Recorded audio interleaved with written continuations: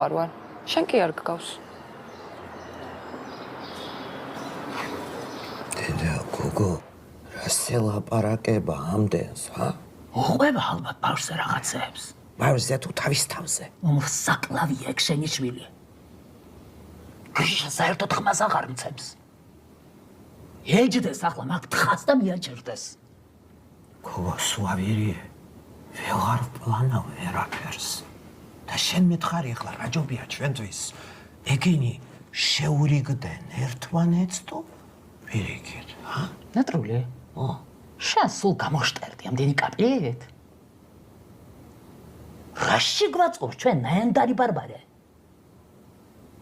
ახალი ჩხუბი და დავით არაბა გვინდა ჩვენ? არ გინდა.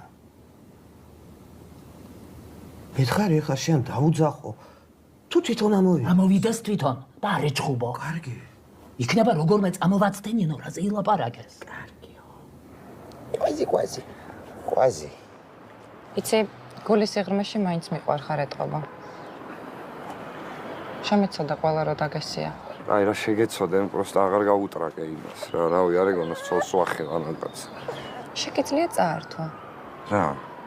ცოლიც და შვილიც. აი ნუ არაფერს წართმევას არ ვაპირებ, კაც. პროსტა ბავშვის პონჩი რა. აი, არის ტიპა. მართალი იყო დოჩი. შენ ბავში სპეკულირებისთვის გჭირდება და მართლა ისეთი საზღარი ხარ, როგორც ამბობენ. წადი და მიჩივლე, რომ ბავშვს არ გაჩვენე.